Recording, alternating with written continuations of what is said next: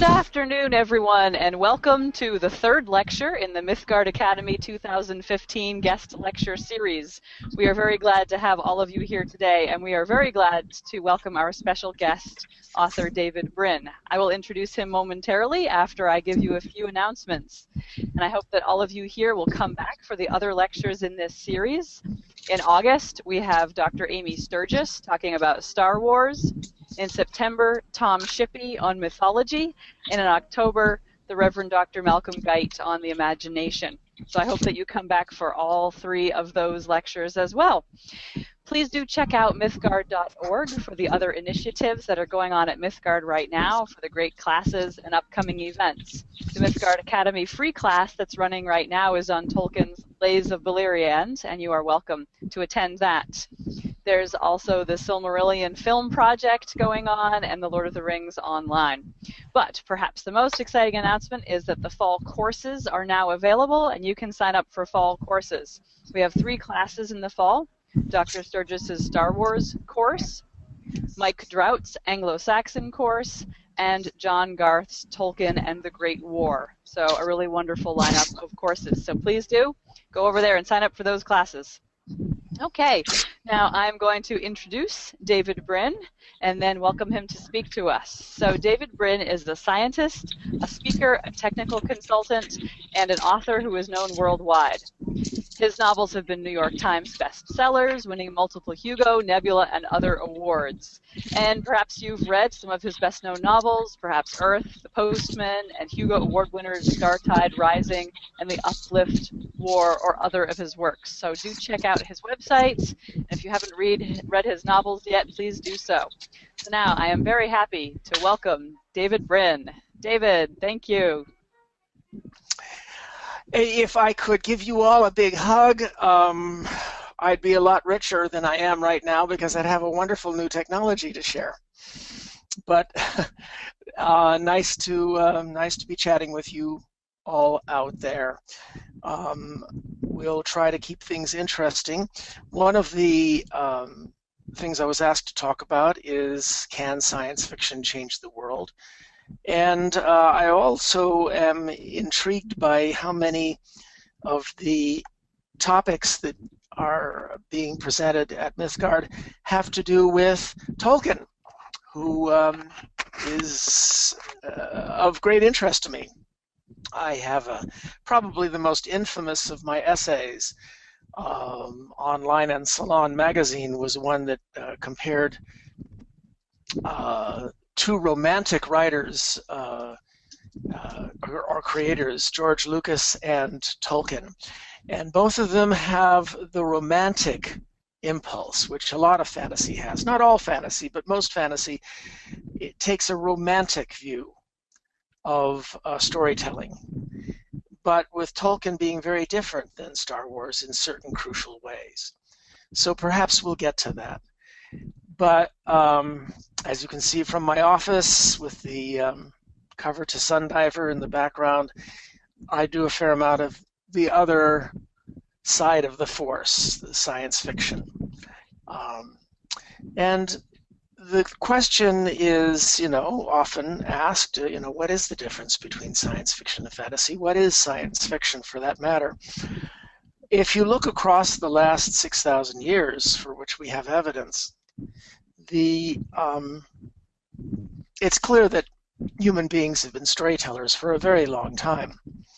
The notion that we've enthralled each other, the people by the campfire, the storytellers by the campfire, would exercise these little nubs above our eyes, which are called the prefrontal lobes. These are the nubs that enable us to peer into the future, to imagine ourselves under other circumstances. Either fantastic circumstances or just, will I make it if I try to run this yellow light? Einstein called this exercise the Gedanken experiment, or the thought experiment. The Bible refers to Moses having lamps on his brow, which I've always found intriguing as potentially a reference to the prefrontal lobes. So these are exercised when we tell stories or when we hear stories. And the difference between writing a fictional tale that someone buys and opens up or watches on a screen, and a lot of the other ways in which human beings lie, is that the storyteller says, hey, this is a lie, but participate for a little while. Suspend your disbelief. Participate with me for a little while. So it's a very honest form of lying about things that never were and probably never will be. The tradition of storytelling is very, very interesting. As you know, if you ever watch the series about Joseph Campbell or read his books, he contends that there is a very standard, fundamental archetype to the great mythic tales, all of which had elements of the fantastic up until about 200 years ago, when things suddenly changed. You started getting people like Thackeray and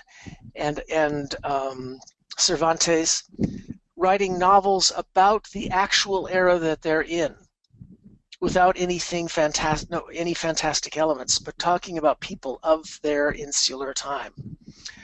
And I've often wondered why this shift happened about 200 years ago. Why the sudden shift over to huge popularity of stories set in what people deemed the here and now for them. And it occurred to me there was one possible reason, and that is that for the previous thousands of years, life was always very tentative and contingent and dangerous for the average person. You might go to bed one night with 6 children and a spouse, and things are going well. By the next evening, they might all be dead. Things were very tentative and very worrisome day to day in life. But even though there might be invasions or the king might die tomorrow, there would always be a king. The social circumstance in which you found yourself was relatively constant. Suddenly, around a couple of hundred years ago, you started having a reversal of this situation. You started getting a situation in which daily life became more predictable. Sure, it was still dangerous, but it was very likely, if you had 4 kids, that 3 of them would likely see adulthood. Your own opportunities to make plans 2, 3, 4 years in advance improved, and yet the society that you were in kept changing. The society that you were in might not even have a king next year. This is my big complaint about Pride and Prejudice and Jane Austen, is that Lizzie is this fantastic character who's rambunctious and stands up for what's right in the context of the class system of the 1840s in England. But she never extends this anger over injustice or refusal to accept injustice to questioning the conditions, social conditions that she took for granted. Even though life for young women and daughters of gentlemen and all of that had been very different just 40 years before, and would be very different 40 years in the future. And she could have participated in appraising this process of change. But there's not a hint of that in Jane Austen. It's merely being spunky and standing up for justice in the context of that particular frozen moment of time. Well, why? Why did everything change? Well, I think that it was because the society started becoming uncertain, while your life, personal life, started gaining some predictability. And this changed the mythology that people wanted to read, that people wanted to hear. And it became much more close in, much more realistic, much more about people like them. And that's not a bad thing. That's not a bad thing, because all of this talk about, all of the way in which modern realistic literature explored issues that were very personal to the reader. Well, there's nothing wrong with that. That's fine. The fantastic started ebbing out of literature. And the fantastic had always been there.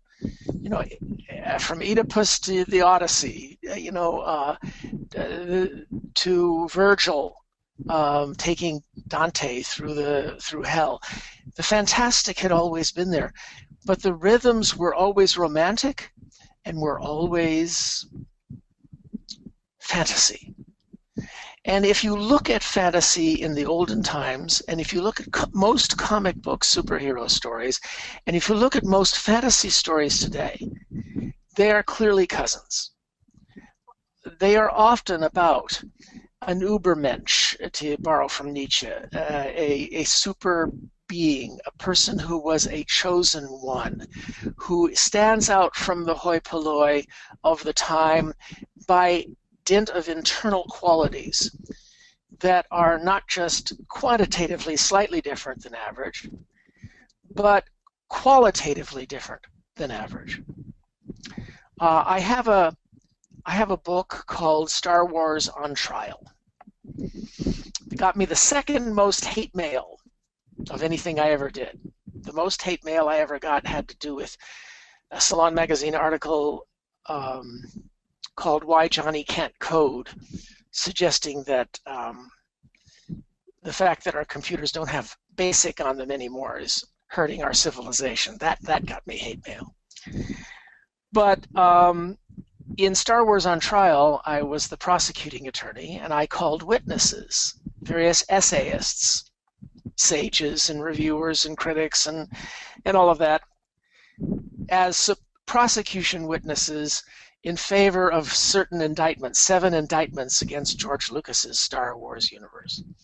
And one of Lucas's novelizers, Matthew Woodring Stover, was the defense attorney, and he called witnesses to defend against all these accusations. Accusations like that Star Wars is sexist, or that it's not science fiction, or that it promotes relatively evil values. Personally, I think the most evil character in the history of human mythology is Yoda. Look at the deaths that he directly or indirectly causes. I can see some people, steam coming out of their ears right now in anger. Come on, calm down. We're about to reissue Star Wars on Trial with some small updates, but the best update is on the cover. We weren't allowed to use any Lucas characters, any Star Warsian characters, because those are copyrighted, but the cover shows George Lucas sitting in a witness box. I really like that. But this latest version is the Force Awakens edition, and it shows a shadow on the wall that has a Darth Vader mask outlined but 2 big circles right here. Ooh, so clever. But in Star Wars on Trial, one of the things that I point out is the allegory of the ship. In Star Wars, the ship is the same as the method of travel has always been throughout the history of fantasy. Achilles, or the knight with their charger or their chariot, which has only room on it for your squire, your Sancho Panza squire, or the driver of the chariot. Just the 2 of you, you and your sidekick. Lucas openly admits that he based Star Wars on World War I fighter pilots. Silk scarf, above all the grunting, wrestling humanity down below. This is the vehicle of a demigod. And if you read Homer, this is what it was. I mean, Achilles slays 200 Spartans with 1 stroke, 100 with another, and the river weeps. But that's him being an Übermensch demigod, and only Hector is good enough to stand up to him. and even he can't stand up to Achilles. The ship in Star Trek is very different. The ship in Star Trek is not a fighter plane, it's a naval vessel. It's a great, big, large naval vessel, and it is all about the crew. Several hundred people, aliens, and the captain is not a chosen one demigod who is organically and genetically different than everyone else. In Star Wars, the only thing a normal person can do is choose which side of a mutant human family of force wielders that he can die for. Luke's side or his father's side. But they're all descended from this mutant family from Naboo. It's weird. But on the Enterprise or Voyager, the captain is merely way, way above average and has to call upon crewmates, sometimes just someone in a red shirt, to participate in a team effort that gets the job done. And the ship is large enough to convey with it cargo, passengers, and one of those passengers is the Federation. The Federation itself, its laws, its rules, its mistakes, its better graces, these are topics in various episodes of Star Trek. The Federation goes along. It's discussed, its possible error modes, its possible ways of being right.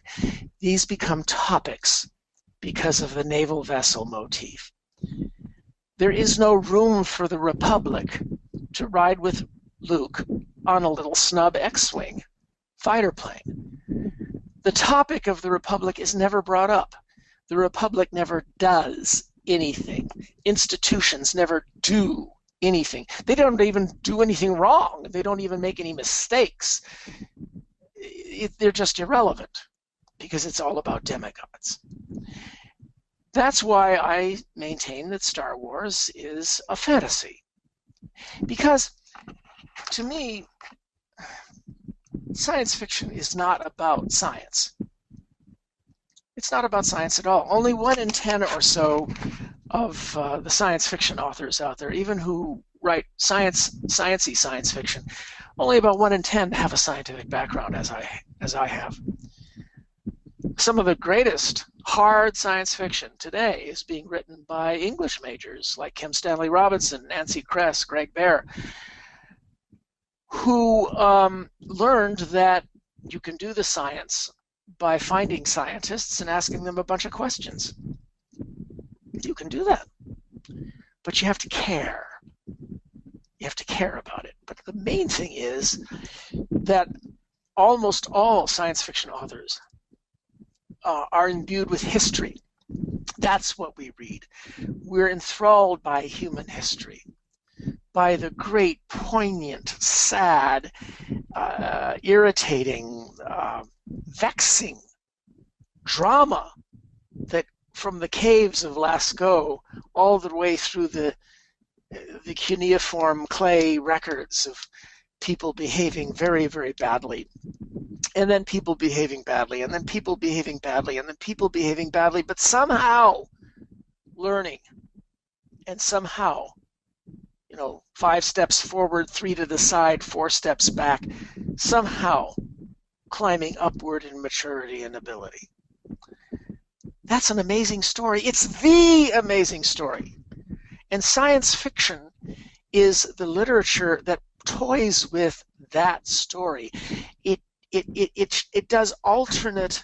It plays with alternate histories. It plays with the alternate possibilities, how things might have been different, and extends this drama using these prefrontal lobes by looking forward into the future, extending it.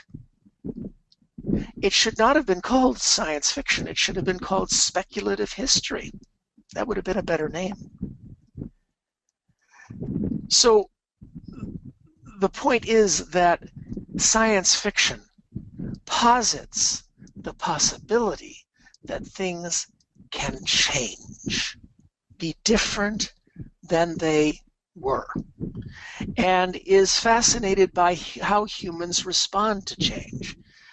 Now, in cheap modern sci-fi, you get dystopias and apocalypses. Now, look, I've done apocalypse. Hey, you know, I got a movie. Postapocalyptic story of the Postman got turned into a movie by Kevin Costner. Don't ask me about Kevin Costner. But most post-apocalyptic and dystopian science fiction these days, especially in movies, is merely laziness. It gives you a great way to throw your heroes into dire jeopardy without ever having to justify why they don't get help. And those of you who want to read about that, Google my name, David Brin, and idiot plot. And you'll find a very popular essay that explains why we have so many apocalypses and so many dystopias these days. And they preach a lesson that nothing can be done, we're all doomed, and no institution can ever be trusted, and your neighbors are all idiots and sheep. And the only people you can rely upon are a couple of pals as you fight against Big Brother.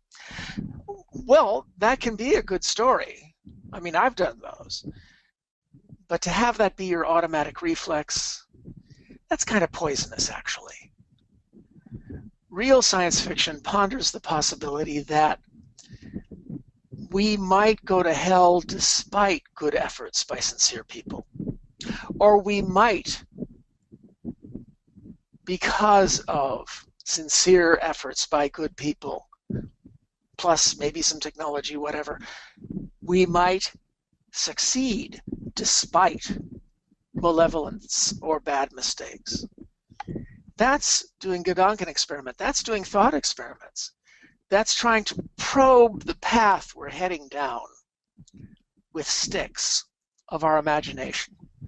A path that's strewn with landmines and punji stakes and snake pits and terrible disasters waiting for us. Disastrous possibilities that might help explain why we seem so alone in the universe, because so many other species got caught up or tripped by these mistakes. And perhaps we might be the first to get past them. And if so, won't it be because of science fiction? Poking sticks in the path that we're racing toward.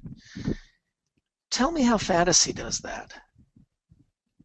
How does it ever teach you anything actually valid about good or evil, or about our potential for evading mistakes? I don't mean to cause a tussle here, because obviously a lot of the folks who are attending Mythgard really like fantasy. Well, you know, I do too. I'm a big fan of Tolkien. Tolkien, if you read my essay online, go David Brin and Tolkien, or David Brin and Star Wars. But in my essay about Tolkien, I point out that he's the really honest, romantic, mystical fantasy writer. He holds change under deep suspicion. He rails against change. He admits that change is coming in Middle-earth. So he poses two possible changed worlds. The elves and their beauty are going to go away. But there is the industrial, urban, grinding, clanking, smoking future of industrial Mordor versus the future of a somewhat democratized Shire that nevertheless has fine rural yeoman virtues. And if the great old days of fine noble lords and ladies is going to have to go away, he'd rather it go to the yeoman of the Shire than to the clanking, grunting industry. Well, you know, A, he's honest about it. B, he's even more honest. Tolkien himself said that the whole crisis in Middle-earth and the disasters were the fault of the elves, ultimately. But even though he stacks the deck, Sauron has red glowing eyes, and orcs are mined out of the ground, Oh yeah, that's Peter Jackson. Despite all that, he's still honest. And what's more, his anti-modernism came by him honestly. Because, as one of your future speakers is going to talk about, Tolkien in the Great War, the fact that he was at the Battle of Ypres and saw the flower of his generation mowed down at the Battle of the Somme. Well, if I had seen that, it's possible that I would have rejected modernity as well. Lucas has no such excuse. His rejection of modernity, his open contempt for democracy, which he has stated openly in interviews, this is, well, that's ungrateful. I mean, this civilization has been very, very, very good to George Lucas. It gave him all the toys. It gave him enough money so that he could be a Medici for our era and hire the world's greatest artists, some of them, to reify his vision. But you'll notice that on the Star Wars websites and all that sort of thing, almost no one complained when he sold the rights to Disney. I mean, you would normally expect fury over such a thing, but almost everyone was relieved. In any event, I've been poking at you for a while here by talking about the difference between fantasy, which cleaves tightly to what Joseph Campbell talked about in The Story of Myth, and generally has a tendency to accept the notion that despite all the adventures and the wars and the deaths and the drama that are portrayed in the fantasy novel or film, the fundamentals of society will stay the same. All right, so a Targaryen is going to bring her dragons and reclaim the Iron Throne from the usurpers. She may even democratize the council a bit. But feudalism is going to stay. And I know George Martin. He's trying to rouse you to hate that system. And a lot of people respond to Tolkien or Game of Thrones or Dune by saying, oh, if only I could live under those circumstances. Really? Really? Well, I'm sorry, science fiction is not all highfalutin great ideas. But at its best, it posits the possibility that our grandchildren might be different from us, that our children might learn from our mistakes and invent new mistakes of their own that we explore by sticking that stick into the ground. I mean, what's probably the greatest science fiction story of all time? George Orwell's 1984. Why? Because it prevented its own scenario from coming true. 1984 is not going to come true, largely because millions of people on both the left and the right girded themselves after reading 1984 to say, I'm going to spend my life, spending part of my time across my life preventing Big Brother. And the difference between a decent person of the moderate left and a decent person of the moderate right, notice I'm excluding the dogmatists, is that a decent person of the moderate left is concerned about Big Brother coming at us, taking over from the direction of conniving oligarchs and faceless corporations. Person of the decent right is concerned about conniving oligarchs. I mean, Big Brother coming and taking over from the direction of snooty academics and faceless government bureaucrats. To which the answer is actually, duh, Big Brother could come from any of those directions, and some that only science fiction has pointed out as well, that don't fit on the truly insane, drooling, stupid, lobotomizing left-right political axis, a metaphor that we should be dropping, if for no other reason, because it's French. That's a good enough reason to drop it. But the whole notion that we're all girded by a science fiction story to watch out for that failure mode. And that way, if we have a tyranny in the future, it probably won't be like Big Brother, because they dare not shove an iron boot in our face. Too many people are going to have too much technology, nanotech and designer drugs. The aristocracy won't survive. No, it'll be more like Huxley's Brave New World, where the tyranny is masked by a velvet glove and pleasure, and maybe even fooling us into thinking we still have elections. A much more subtle type of tyranny. But we are warned against that as well. Perhaps we'll gird ourselves. That's the utility of science fiction, and that's the attractive feature. Now, I'd have a lot more money right now if I wrote the same thing over and over and over again. People who have millions of fans who say, make me feel exactly the way you made me feel last time. Those authors have a lot more money than I have. I ain't weeping for myself. My fans have a tendency to say, take me someplace I've never been before. And that's a more difficult trip. That's why I produce books more slowly. And that is the crux aim of the better end of science fiction, and the best end of fantasy, I'll admit that, is to take you someplace you've never been before and have you go, huh, I never thought of it that way before. Terry Pratchett, for example. All right, so I've been talking about how science fiction can change the world.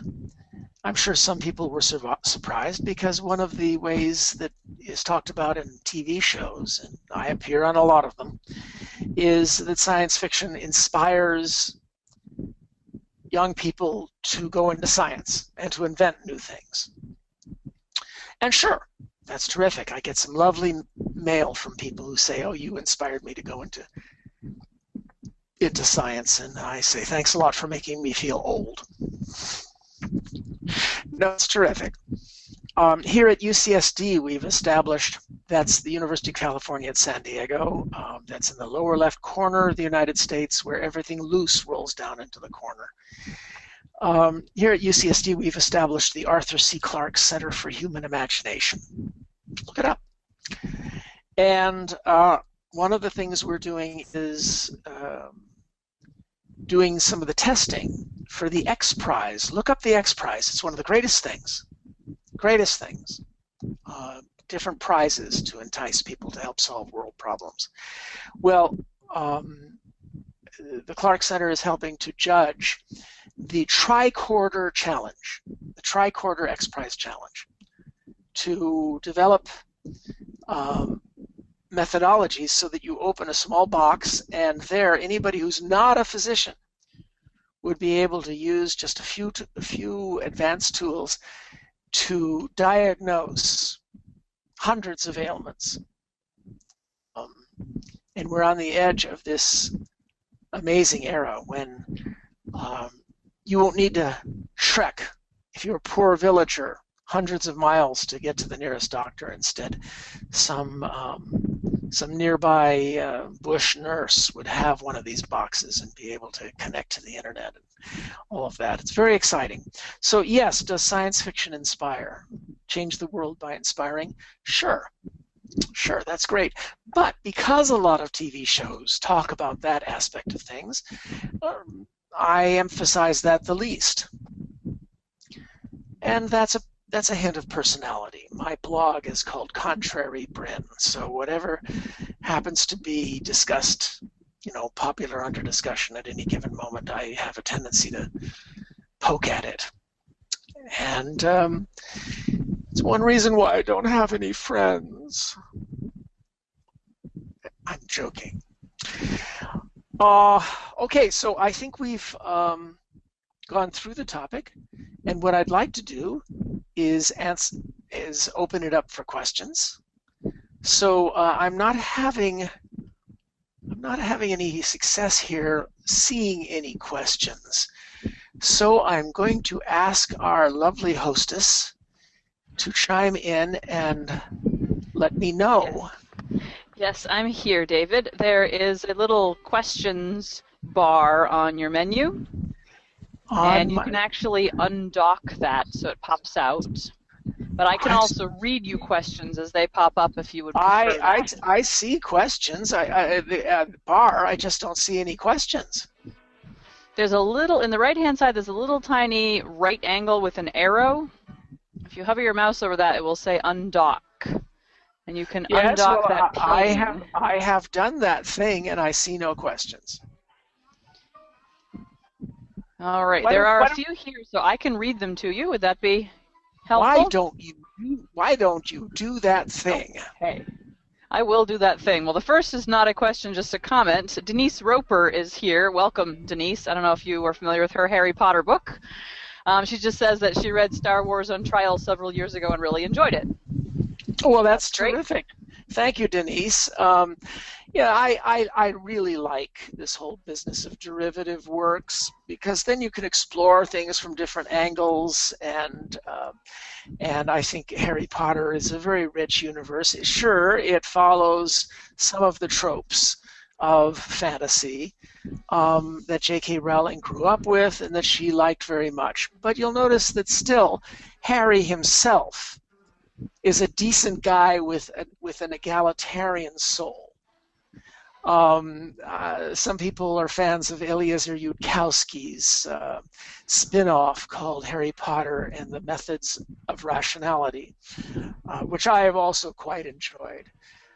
But that one sort of decrypts the whole fantasy thing, rather than doing alternate riffs on it. Let's have another question. All right, this is totally off topic. Erica wants to know your cat's name and whether you have other pets. Your cat is in the back corner there. I'm petting her now. There you go, Kitty. Well, she thinks her name is Kitty, but her name is Muon. Get the pun? Huh? My wife's previous cat was Lepton. So these are science names, but in the case of Muon, well, it's and on and on and on. But she thinks her name is Kitty, but as if she ever answers to it. She's a cat. Now, we just, alas, lost our 14-year-old golden retriever. Now, he came when he was called. Mm-hmm. Okay. All right. Shelby Seymour asks, does fantasy also not show us the path we are headed? Game of Thrones attempts to show us the power of politics. Would you consider that a warning through fantasy? No. I'm sorry, but all Game of Thrones shows us what happens when you have the kind of brutally horrible system that 99% of our ancestors lived under, called feudalism. We had a revolution. We've had a series of revolutions, the American Revolution, the French Revolutions. These were sub-rebellions within the major revolution called the Enlightenment. And truly, the only thing to learn from Game of Thrones politically is off with their heads, unless they're willing to help us set up, all the things that we've learned how to do the hard way, including schools, including courts that can throw a lord into jail for behaving the way any of them behave in Game of Thrones, even the good ones. No, I don't accept that. I think what Game of Thrones shows us is how bloody awful it all was, and with some exaggeration, and should be girding us to be reborn revolutionaries, militant, even moderately militant, maybe in the middle of the left-right axis, but totally off-axis militant about not letting those days ever come back. And there are people who are trying to make them come back. There's an oligarchic putsch going on right now in the United States where there are people trying to reinstate feudalism. Never mind. So I disagree. We've got a couple other genre-related questions that follow up nicely from that. Erica Henson says, it can be fruitful to think of Harry Potter as science fiction rather than fantasy. What are your thoughts on that designation? Well, I do wish that J.K. Rowling had people in her circle who would ask the kinds of questions that provoked Eliezer Yudkowsky to do a completely science-fictional version of Harry Potter in the Methods of Rationality. I think she's smart enough.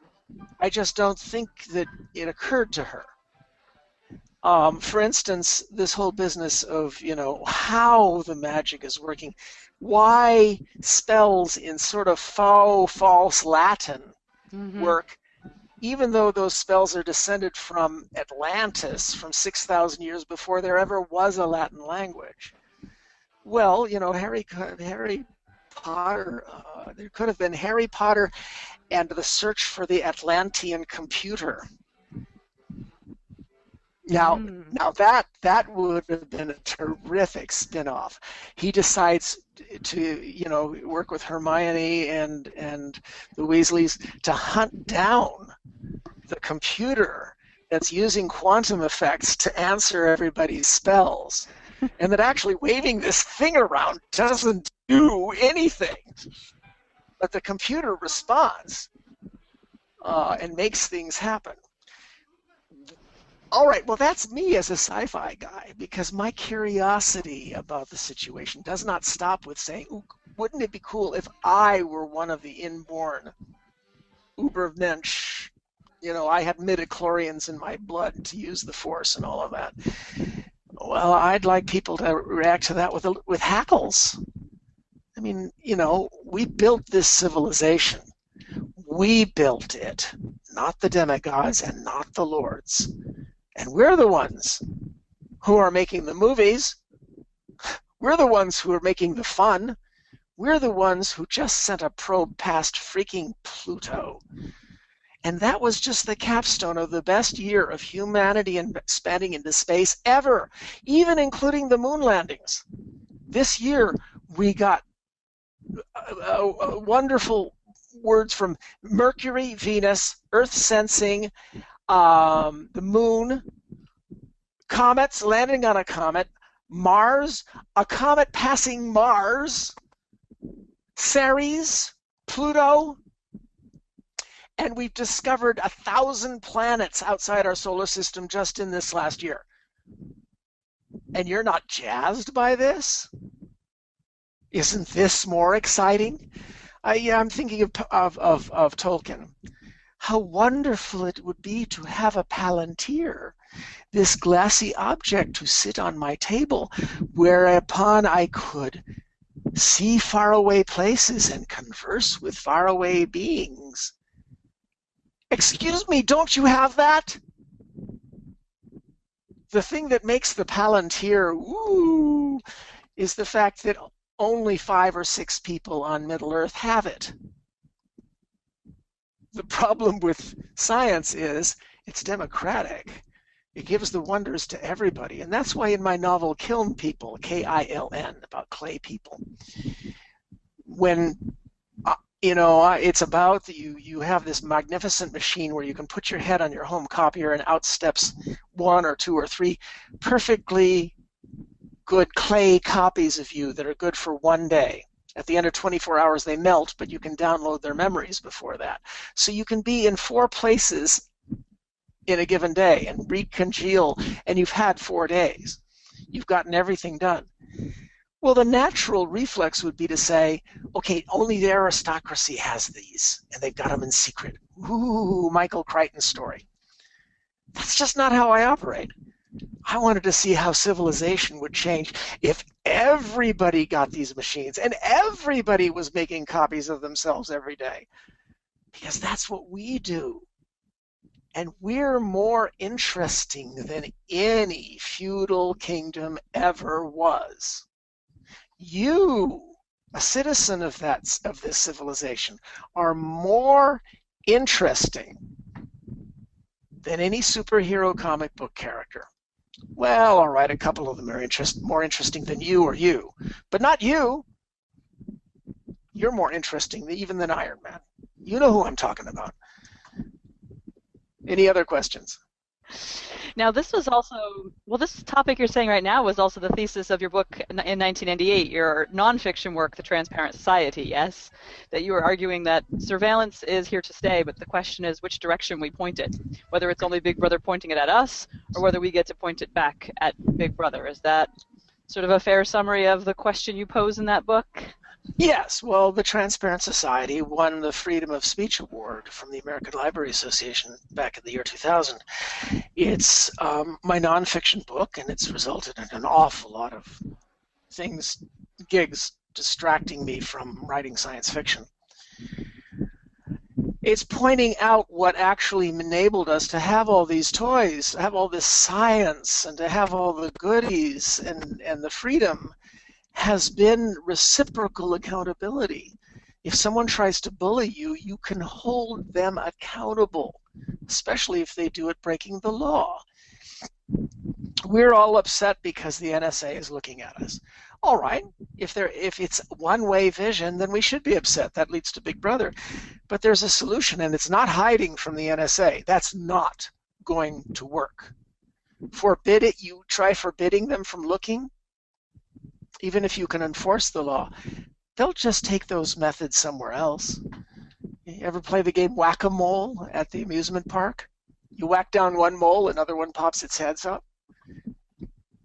No. The way to stay free and even maintain a little bit of privacy is to look back. You answer surveillance, which is sur means looking down from above, with sousveillance, S-O-U-S, valence. Look up my name and sousveillance, S-O-U-S, valence, which means looking back at power from below. Sure, it's hard to do well, but it's what we've been doing. For 200 years, we've been getting better at it, and it will never be even between the elites and the people. So the other thing we do is we break up the elites, sick them on each other. That's why we have government, to have an elite that's equal in power to the rich and the mighty.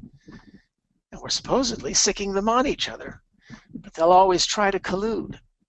So we make other elites, like non-governmental organizations, the Electronic Frontier Foundation, the ACLU, to check on them. Keep the game going, keep the revolution going. Keep the science fiction going, the concept of change, the churn, while continuing to have the fantasy stories. I saw an interview with Frank Herbert about David Lynch's movie version of Dune. It's going to shock all of you that both Frank Herbert and I rather liked David Lynch's movie version of Dune. I thought it was terrific. The reason why most people didn't like it was because it made them feel bad. But that was Herbert's world. When you're inside his book, you're inside the characters, and he wrote so well that you actually cared about what Lady Jessica wanted. You actually cared about what Paul Atreides wanted. And it never occurred to you to step back and say, what you want is really evil, and you're the good guys. But in the movie, you're detached from them.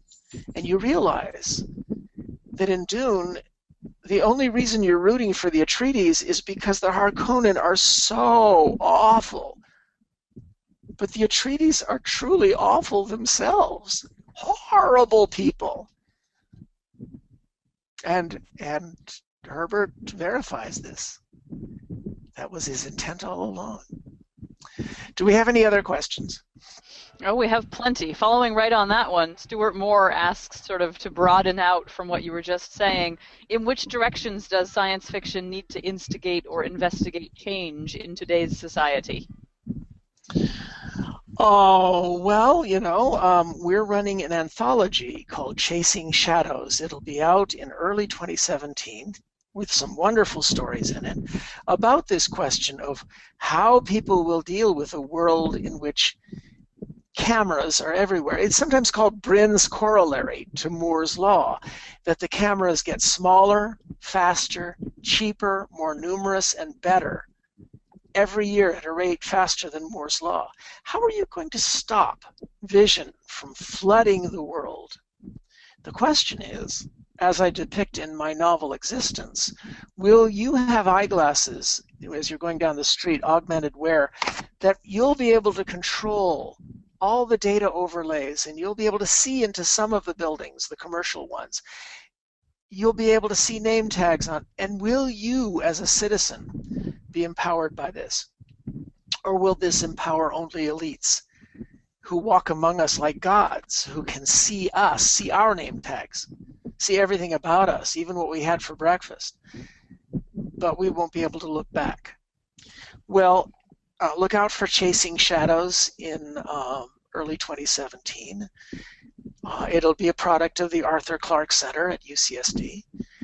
But that's an example of the kind of, let's toss a question out there.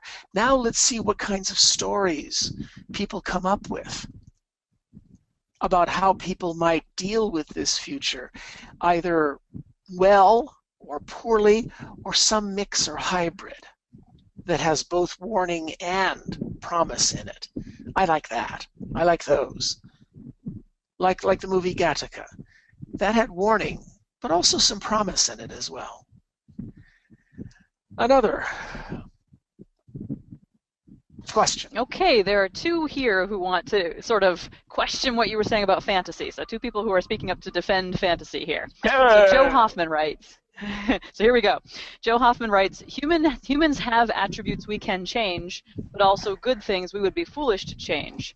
Science fiction could encourage people like my foolish adolescent self to throw away things that are valuable. Doesn't fantasy have a complementary role to science fiction to encourage the enduring virtues? For example, Sam Gamgee. Now, if you don't mind, I'll read the other one as well, and maybe you can take both of these together. Denise Roper wrote, the society of the fictional world of Game of Thrones does not have the positive influence of Christianity, nor does George R.R. Martin believe in Christianity. He has created a world in which humanity is at its absolute worst. You can't say that medieval Europe was like the world of Game of Thrones. I think Tolkien's Middle-earth shows a very different view of a feudal society, one that has been influenced by Tolkien's own Catholic beliefs. I think both fictional universes do show the truth about our own world. It is fallen. The nature of humanity is sinful. If it were not for the influence of the Catholic Church, medieval Europe might have been more like the world of Game of Thrones.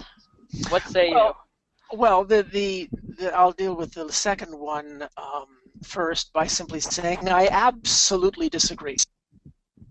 My ancestors lived in Europe and suffered every single generation from the Catholic Church and its influence on the kings and bishops of that era.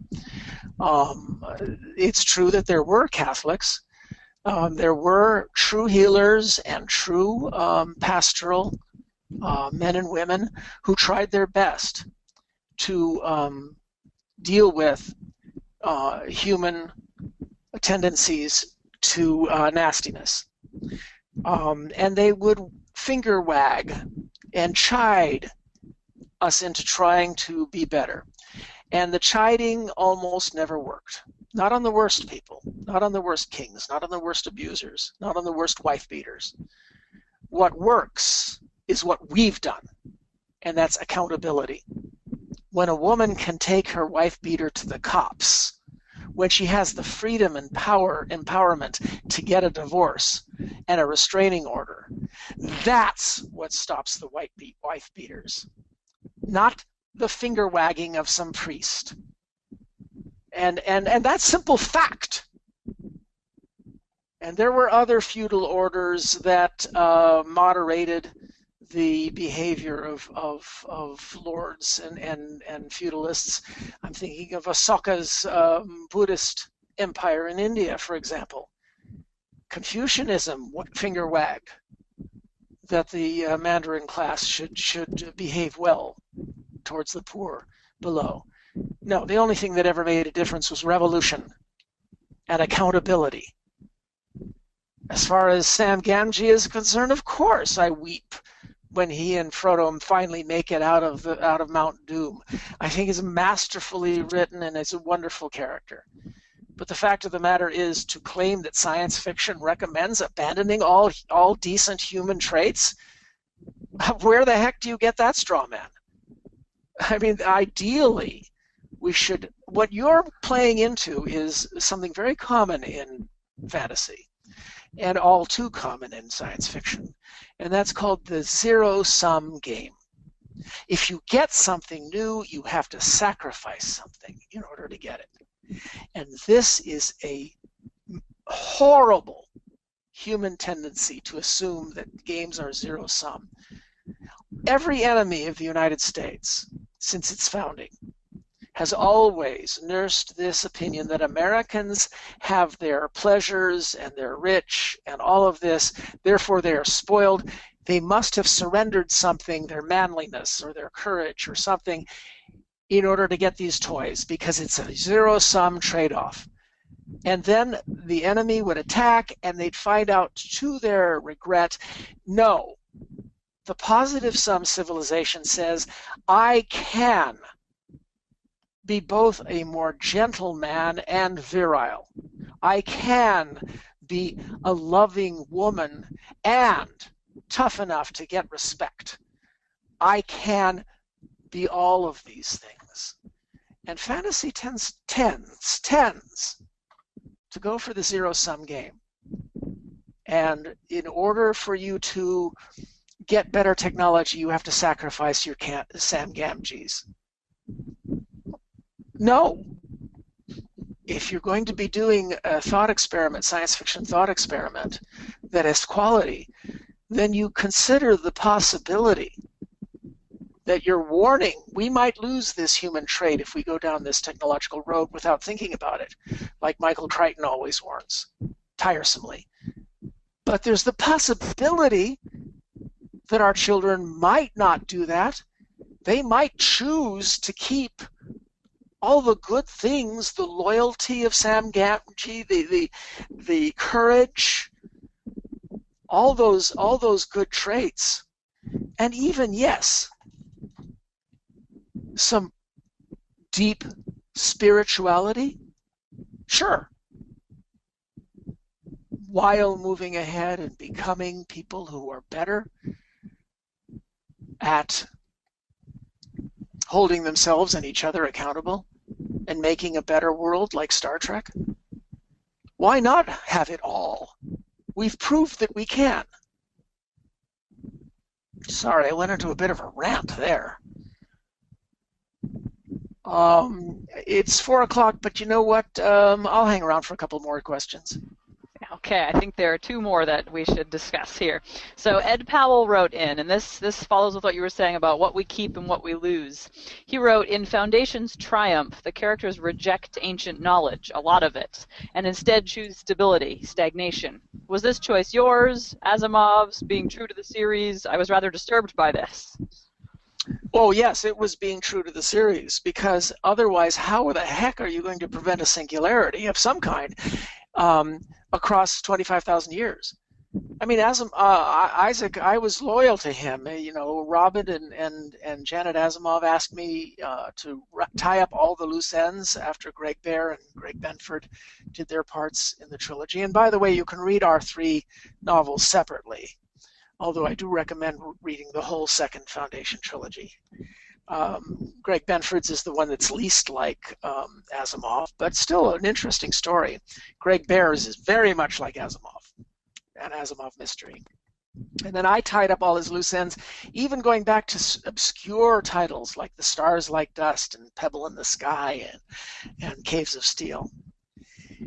But in tying it all together, I had to address an issue that Isaac hinted at people was always uncomfortable about addressing, and that is how people in the 1990s or the 21st century could make intelligent positronic brain robots and never again invent them across 25,000 years and make no progress across that time. And the answer had to be that they were being squelched. But what possible excuse could Daniel Oliva and the robots have for squelching their masters? It had to be something urgent. And I realized that it had to be related to what happened to the Earthlings in the caves of steel in the naked sun, why they became so claustrophobic, agoraphobic, why they hid in those caves of steel. Something had gotten loose and changed us. And getting us out of that pickle took 25,000 years. All I can say is that Janet Asimov said that of all the Foundation and robots books or stories that other people than Isaac have written, mine was her favorite. I tied together loose ends and I did my best to deal with the quandaries that Isaac put forward. And the great thing, and you can see my essay about this online, is that Isaac himself kept arguing with himself. In the 40s, he dreamed of using math to treat human beings as gas molecules and figure out basic laws of sociology. In the 1950s, he realized there would be perturbations that would take the path off course, so he needed a course correction secret foundation. Later, he realized, oh, I've created a human aristocracy. I don't like that. So he brought the robots in. And now you have not a Roman Empire, but a Chinese Empire in which the what are they called? The guys who were castrated to be the to take care of the harem. What were they called? You know what I'm talking about. Who were they? They were the eunuchs in general. Eunuchs. Yeah, eunuch is eunuch. And the eunuchs, the robots become like court eunuchs. They cannot have any children, so they can't create an inherited aristocracy. See? So that was your solution. But now you have reversed the masters and the servants.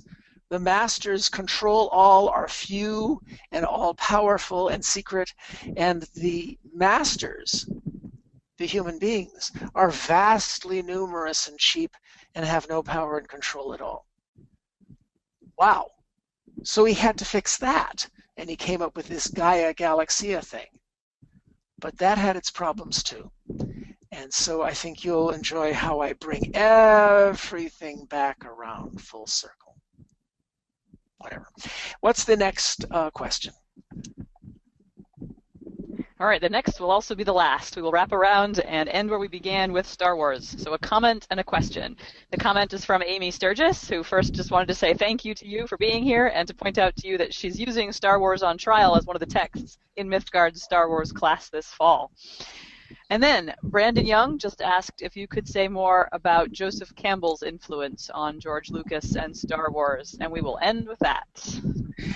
Well, you know, George Lucas made a big deal about how he followed the patterns of Joseph Campbell, and then he didn't. I mean, sure, the original Star Wars showed a lot of those motifs, and especially The Empire Strikes Back, which everyone agrees is the best one in the series. But then again, all through the 1980s and 90s, there was third movie curse. The second movie in a sci-fi series was always the best, and the third betrayed everything. Well, nothing compared to the betrayal of the Star Wars prequels, of course, which had no Campbell elements at all. They just didn't make any sense. I love especially in, I think it's the second of the prequels, where Yoda orders all the Jedi into a suicide charge. These are the secret agents of the Republic. And he orders them to be shock stormtroops that jump into the middle of an arena filled with several 100,000 armed enemies. And of course, they're slaughtered. And Yoda shows up just then with his new army. And nobody among Star Wars fans stops and say, well, that's a coincidence. He orders the Jedi, who he could not completely control, into a suicide charge so that 3/4 of them are killed, just as he takes delivery of a new, more easy-to-order around army. This is that evil little green oven mitt, that frog, is Kermit relative. Just look at him differently from now on. Oh, by the way, he didn't die in Return of the Jedi. Luke was ready finally to ask uncomfortable questions. Luke shows up and he says, okay, you said that if I left and saved my friends, everything would go to hell. I saved my friends, I lost my hand, and I did things that were useful, and things didn't go to hell. Instead, I found out you lied to me. Why did you lie to me? And what does Yoda do? He goes, after 4,000 years, he happens when he's needed most to go, and disappears.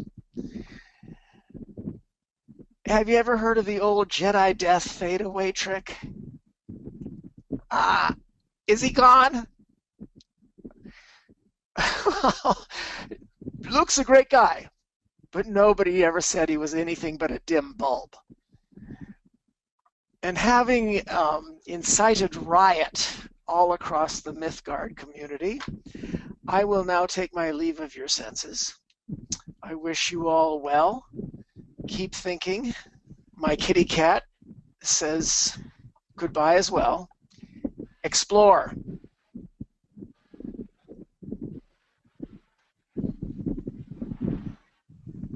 Okay? All right. Thank you very much, David. I wish we were all in a room and we could debate all of these topics face to face together. That would be very exciting. But thank you so much for sharing with us. We appreciate it. I say goodbye to you, and we'll say goodbye to all the audience. And please do remember, everyone, to check into mythgard.org to get the dates and times of the upcoming lectures and classes, and come back on August 15th when Dr. Amy Sturgis will talk about Star Wars. All right. Thank you, everyone. Goodbye.